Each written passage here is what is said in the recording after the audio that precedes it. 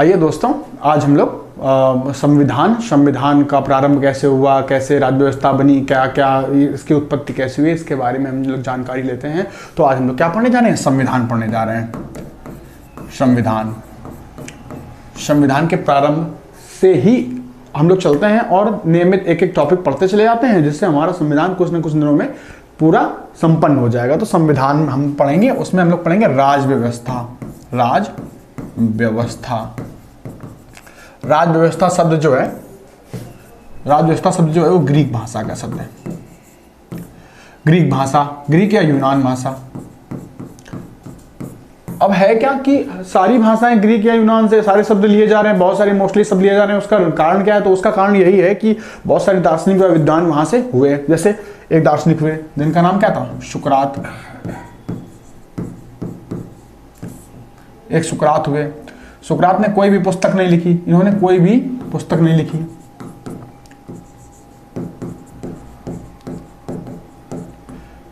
लिखी। इसके बाद हुए प्लेटो, इसके बाद हुए अरस्तु के बाद हुए अलेक्जेंडर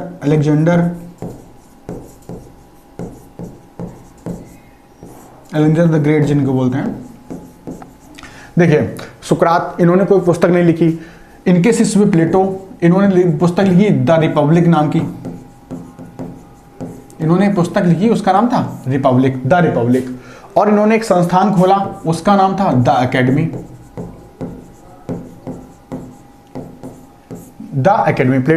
प्लेटो ने एक संस्थान खोला, उसका नाम था क्या? The academy. द एकेडमी के एक शिष्य हुआ करते थे, उनका नाम क्या था? अरस्तु, है ना? अरस्तु हुआ करता था। इन्होंने क्या हुआ? अरस्तु ने एक पुस्तक लिखी, उसका नाम था पॉलिटिक्स। क्या नाम था? पॉलिटिक्स। बस पॉलिटिक्स अर्थात राजनीति, है ना? बस इसी से राज व्यवस्था का उद्भव माना जाता है। राज व्यवस्था यानी राज प्लस व्यवस्था। राज प्लस व्यवस्था। अच्छा, राज यानी राज्य। तो राज्य की परिभाषा जो है, संविधान जब लागू हुआ उसके पूर्व 1933 के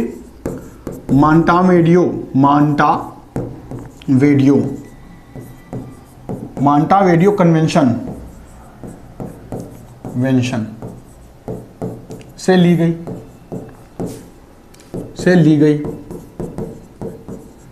अच्छा, ये है कहां पर? ये उर्वरे की राजधानी, एक उर्वरे देश है, उर्वरे, उसकी क्या राजधानी है? उर्वरे देश की राजधानी है ये।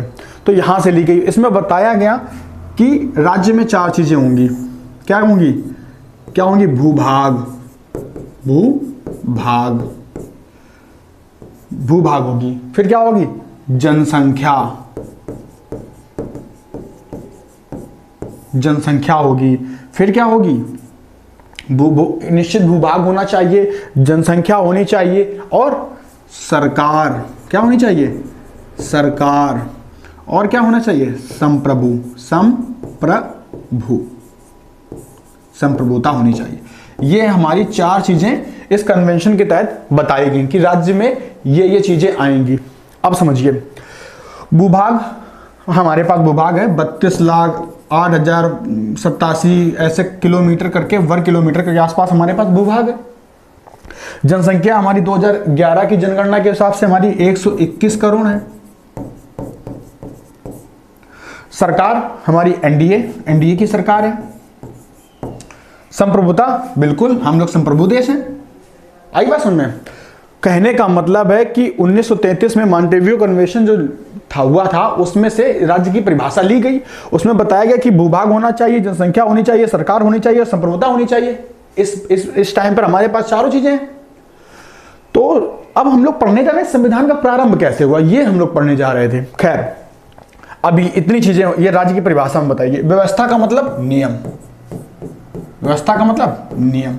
यानी इस क्षेत्र पर जो रह रही जनसंख्या उस पर जो कार्य कर रही सरकार और उसकी संप्रभुता के लिए जो नियम बनाए जाते हैं वो सब कहाँ वर्णित है? संविधान में वर्णित है। इसी को क्या कहते हैं? राज व्यवस्था कहते हैं।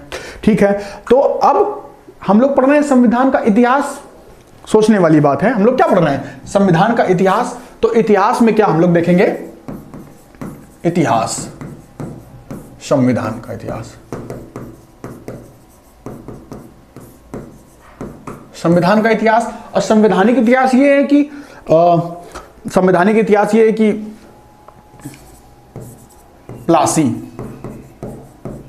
व बक्सर का युद्ध, प्लासी व बक्सर का युद्ध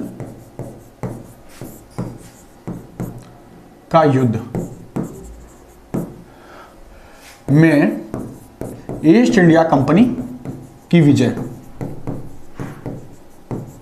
ईस्ट इंडिया कंपनी की विजय। यह प्लासी व बक्सर का युद्ध हुआ, उसमें ईस्ट इंडिया कंपनी की विजय। विजय होने से क्या हुआ? बंगाल में द्वैत शासन लागू, द्वैत शासन लागू, बंगाल में द्वैत शासन लागू। अब देखिए, बंगाल जब इन लोगों ने जीत लिया तो बंगाल में, बंगाल का एक क्षेत्रफल था, क्षेत्रफल भी मिल गया इनको, क्षेत्रफल यानी भूभाग भी मिल गया। ब्रिटिश को क्या मिल गया? बंगाल का भूभाग मिल गया। फिर क्या हुआ? तब तात्कालिक बंगाल में क्या होते थे? बिहार, उड़ीसा, बिहार उड़ीसा, बंगाल बिहार उड़ीसा, ये क्षेत्र जो आज का है वो पूरा बंगाल में हुआ करता था। तो इतना बड़ा क्षेत्रफल मिल गया। अब इस क्षेत्रफल मिला तो यहां जनसंख्या भी रह रही होगी, जनसंख्या भी मिल गई। यहां क्या? भूभाग मिल गया, जनसंख्या मिल गई। अब संप्रभु हो गए, क्योंकि जीत लिया था उन्होंने, कठपुतली नवाब बना दिया वहां पर, तो संप्रभुता भी आ गई,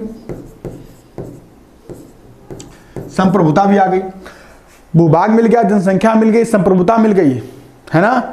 अब सरकार, इन्हीं की सरकार भी मिल गई। सरकार में क्या था? इनका कठपुतली नवाब बैठा हुआ था, तो इनके पास चारों चीजें आ गई।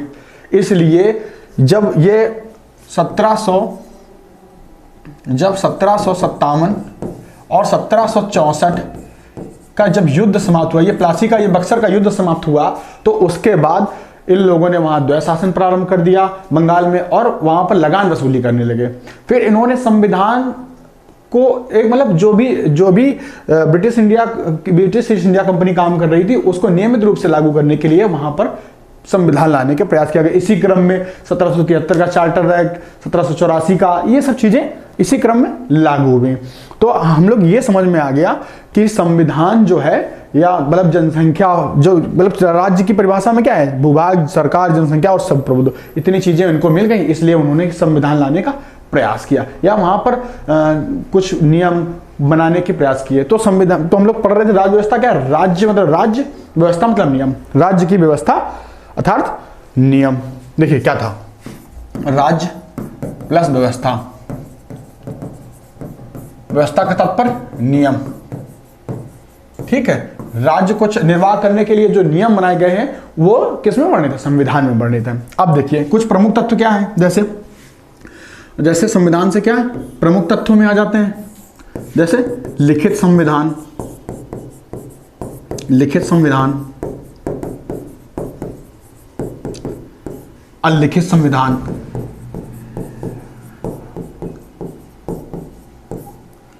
संविधान। लिखित संविधान में आता है किसका? भारत का, भारत का, अमेरिका का। भारत का सबसे बड़ा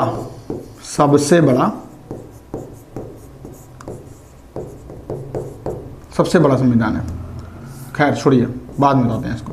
भारत का संविधान और अमेरिका का। अलिखित में ब्रिटेन,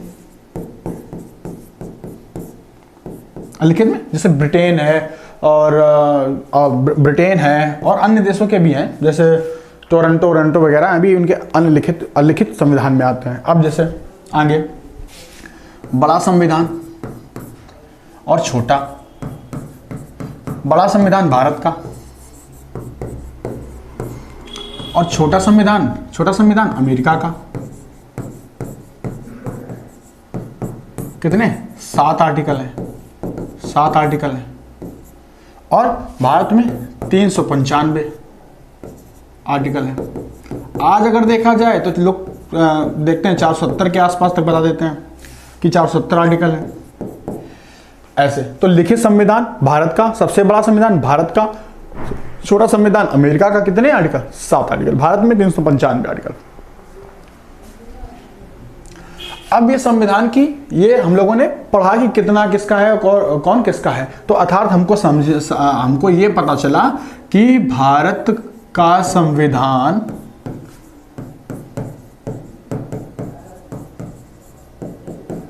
सबसे बड़ा है,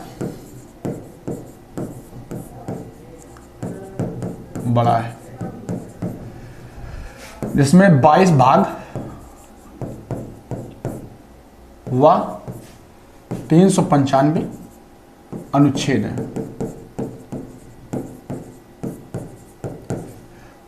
परंतु 25 भाग